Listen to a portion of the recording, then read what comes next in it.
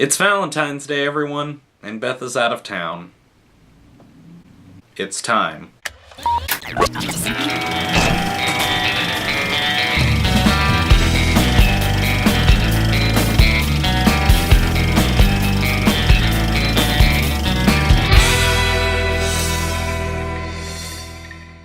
Alright guys, this is a big one for me. I cannot believe I'm finally getting to talk about Pretty Woman safely. If you've been following my channel, you've likely caught on to the fact that my wife has a slightly intense rivalry with Julia Roberts. Julia. You have no idea, really. It's made even saying her name or visiting public locations an ordeal, and it all stems from this movie. And now that we have this window of opportunity, I'm not only going to review this film, but I'm going to tell you how this whole crazy thing got started. But I can't do that without offering up some spoilers, so if you really care as much, or don't have a significant other who's already shown you this film by now, you're welcome to come back later. But I will say that my spoilers are more or less circumstantial and likely things you could have figured out on your own. So that's it. You've been warned. It's time to talk about Pretty Woman starring Julia Roberts and Richard Gere and directed by Gary Marshall.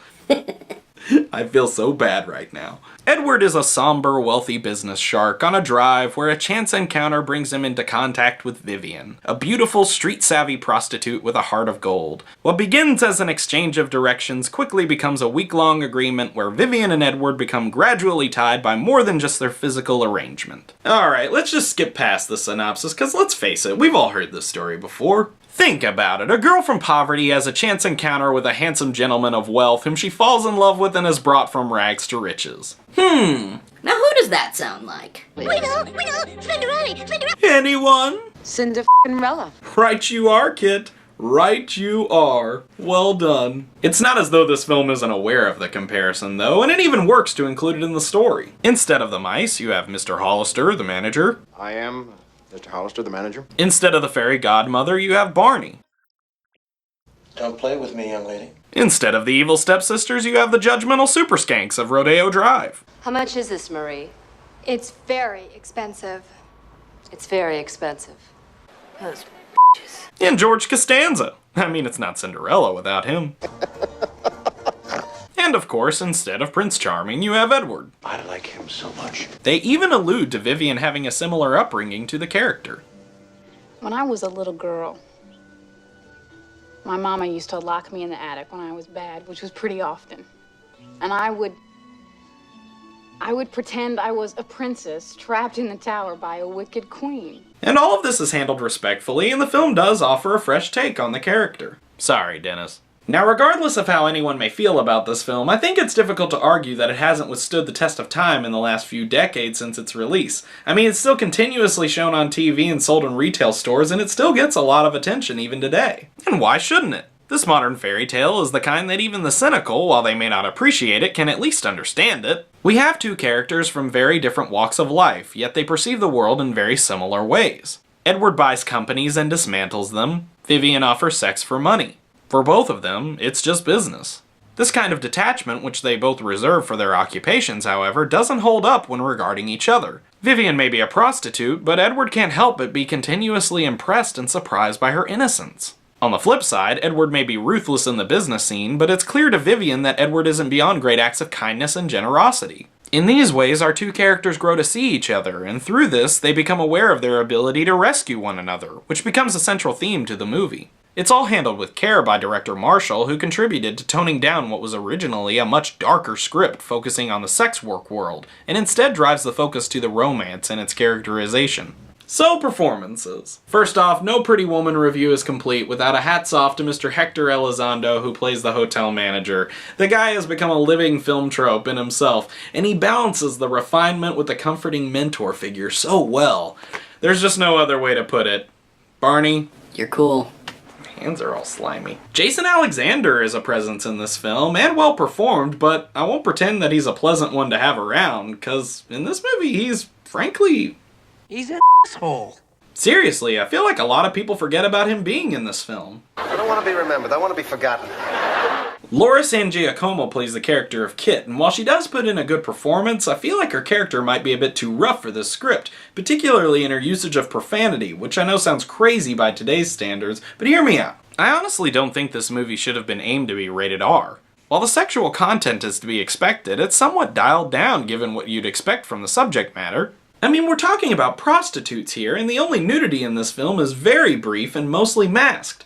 And when it comes to profanity, I just think that there's a time and a place for it. Now, I'm not a prude or anything. Give me a Tarantino movie and I'll tell you all the language is right at home. What I'm getting at is that it needs to be handled with care just like every other element of film. And tossing it in there haphazardly to make your movie sound edgy doesn't always work. You're a smart motherfucker, that's right. I'm gonna give you just one example and then I'm moving on. Edward has just revealed to Jason Alexander's character that Vivian is a hooker. After Costanza makes a pass at her, Vivian feels cheap, degraded, and understandably upset. If ever there was a time to drop an F-bomb, this would have been it, but they don't. In fact, aside from one curse uttered at the start of the scene, there isn't another profane word used in the entire exchange, and it's more effective for it. Correctly used, profanity can add weight and authenticity to a scene, but correctly foregone, and it can achieve the same thing. Anyway, got a little sidetracked, sorry about that. Richard Gere, now let's talk about him. He breathes an air of humanity and tenderness into the role of Edward that's a refreshing take on what otherwise could have been an overblown, more stereotypical view of this kind of character. And I especially like that his subplot with Mr. Morse is used as more than a mere plot device and is instead used to uncover deep-seated issues Edward has with his own father. It allows him to be more than just a guy in a suit. And finally, Julia Roberts. Showing. She's the real gem in this movie. Gosh, talking about her freely just has my head spinning. I wonder what I would have said to her if I had met her in this movie. So what's your name? What do you want it to be? Hephzibah. Vivian. Okay. Obviously, this is the film that won her the heart of Hollywood. She has the hooker walk down pat, but her charming smile and witty sense of humor and delivery are what carry this movie. It's through her and Gere's performances that we see in their characters the challenge they experience. But I don't kiss on the mouth. The chemistry. The comparison. You and I are such similar creatures, Vivian. We both screw people for money. And finally, the connection that gives the romance its spark. It could be so much more. Right. And that's all well and good, but why does my wife go all Hulk when Julia Roberts is mentioned? Well, it's kind of hard to explain, but I'll do my best. One evening, like many others we've spent together, we sat in front of the TV and put on this movie. As we watched it, she grew increasingly unsettled. Now, it's no secret that there are a lot of steamy moments between Roberts and Gere in this film. But it wasn't their first encounter, or that sexy piano scene that finally did her in. No, it was this scene, where Edward arrives at the hotel from a complicated day at work to find Vivian is waiting for him wearing nothing but a necktie she got for him earlier. Nice tie. At that moment, something changed. There was something about this scene that unleashed an unquenchable rage monster within my dear lady, and I have been living with it ever since. And now you know. I really respect that this movie doesn't get too overwhelmed with the environment these characters come from and lets the story progress naturally. While not wholly original in its concept, it presents it with greatly realized characters and genuine heart. While there are some dialogue decisions that I don't exactly agree with, and musical choices that do date the film, these points are small and don't take away too much from the viewership. Only just enough to keep this movie from absolute greatness. Pretty Woman is rated R for language, strong sexual content, brief nudity, a sexual assault, and brief drug content. I think Pretty Woman is an excellent romantic comedy, and it still holds up pretty well today. If you're a couple looking for something to watch this Valentine's Day that suits the genre but still warrants a little more depth, I think you should check it out. Just be careful. It's been known to have extreme effects on the female psyche. I am giving Pretty Woman a 4.5 out of 5. Holy sh**! I did it! Woo! I reviewed it! Oh, the nerves, guys. The nerves. Look, if it's all the same to you, thanks again for watching, but I think I'm just gonna go ahead and turn in.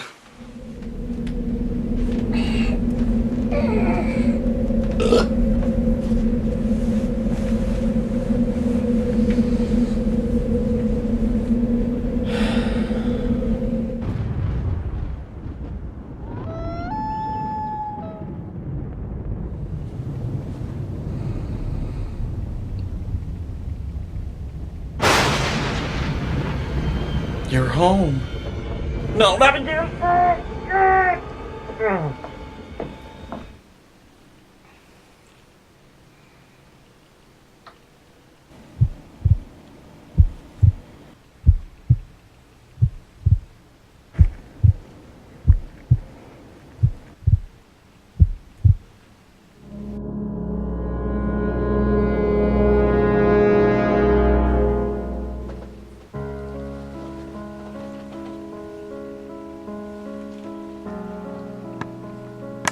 I saw your review, sweetheart. My review, but I just posted it, and you were out of town, and we're still in the same video. This timeline doesn't make any sense. He's right. It doesn't. You're on your own, dude.